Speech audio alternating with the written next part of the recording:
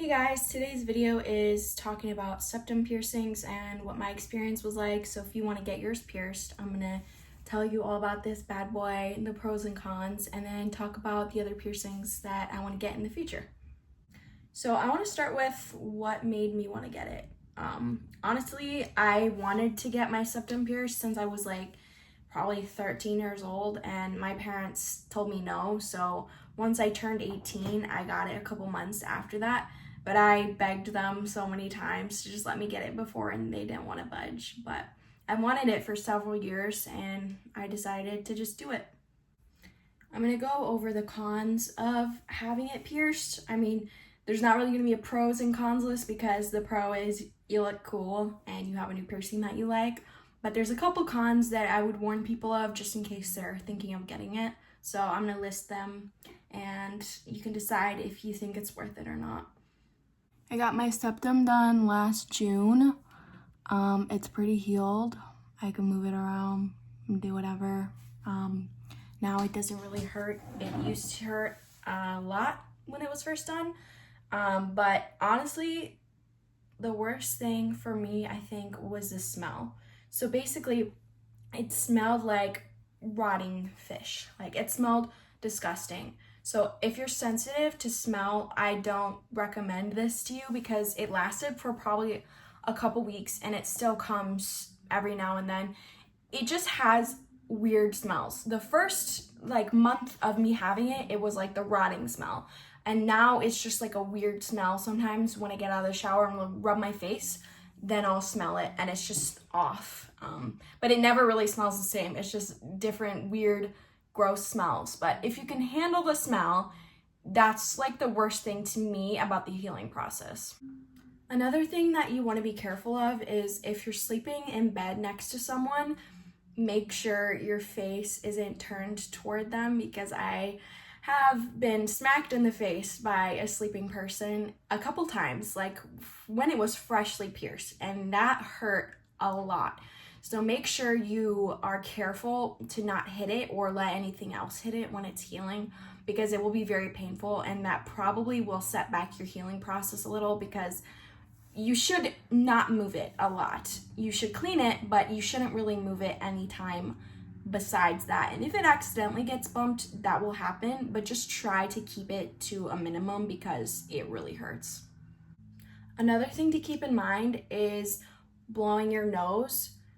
When I first got my septum pierced, I got in a car accident like a day later, and obviously I cried. So it was a little difficult to blow my nose and not irritate my piercing, and it hurt. So be careful when blowing your nose and just washing your face and doing stuff in general, and try to get it maybe in a season that's not like winter where you will get colds, because blowing your nose and your nose running will irritate your piercing. So just try to avoid that if you can.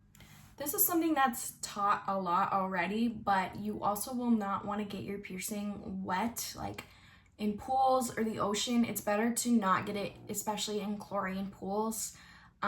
You don't have to follow that, but I think that it helps the process. So I try to avoid dunking my face for about a month to 2 months after I got it done, just because I didn't want it to get infected and I wanted it to heal as fast as possible.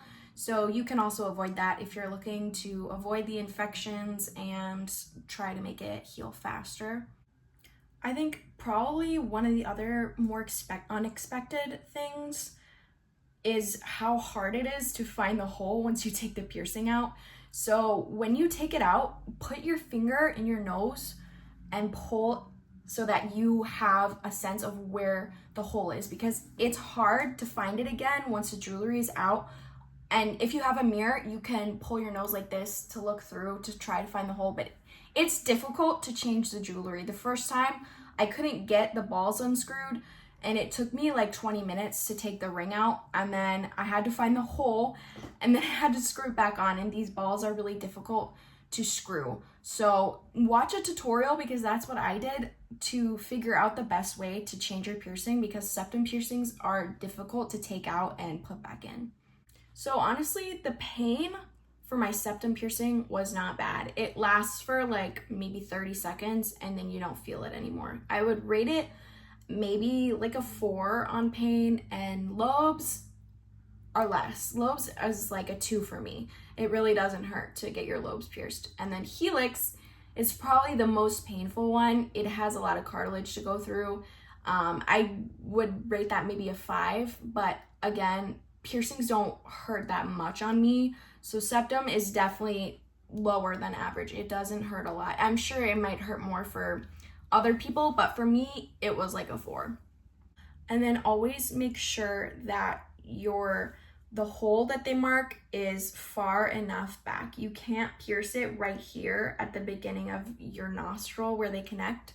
That's not the cartilage. So maybe look up correct placement for a septum piercing before you get it done, because some piercers pierce it wrong and it won't heal like that, and you have to go get it re-pierced. I cannot speak. Okay, so the other part of this video is gonna be just me telling you guys what piercings I want to get next.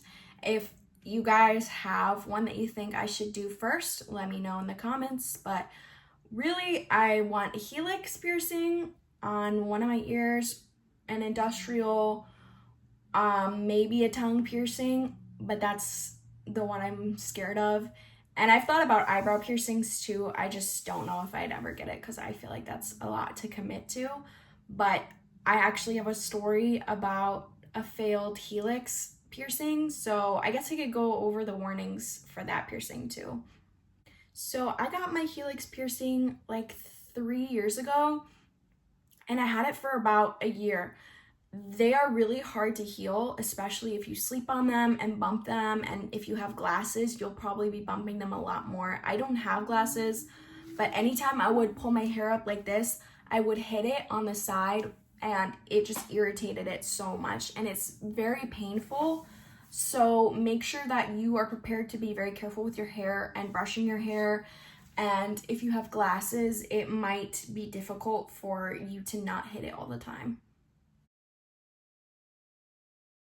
After about a year and a couple months of me having the piercing, I went to get a haircut, and while the lady was washing my hair with the nozzle, she pulled out the the earring from my ear. And we found the earring, but I couldn't get the piercing back in my ear. I don't remember if I ever got the earring back in, but basically I developed like a giant bump. It was on this ear. A giant bump, hard, no liquid or anything. It wasn't like filled. It was just an irritated red bump. And so my mom told me that I should leave it out for a couple days, and I did to see if the bump would go down. It did not. It wasn't a keloid because it's not there anymore, so it wasn't that.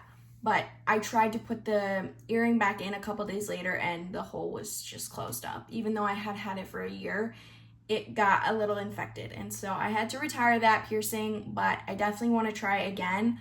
Also, I got it at Claire's with a gun, so that was probably one of the reasons it didn't heal well. Don't get piercings with a gun. Get pierced with a needle at a tattoo shop or a place that specifically offers piercings, because guns damage your cartilage and make it a lot harder for your piercings to heal. I definitely don't recommend piercing yourself at home, but I did for one of my piercings. I pierced the triple. Actually, I didn't do it. My boyfriend did it on me, but I bought the gun at Sally's and we marked the holes and he did it, and it healed perfectly fine. It's just a little risky to do that yourself. Like I said, don't pierce with a gun. I did just because I didn't want to spend the money to get it done at a shop, but that's always the safer route, and it will heal better if you do it like that, and they just know what they're doing. And obviously you can do it at home if you want, just don't be surprised if you get an infection, because guns are bad for your ears. But I did it and it turned out okay. I just don't plan on doing it again.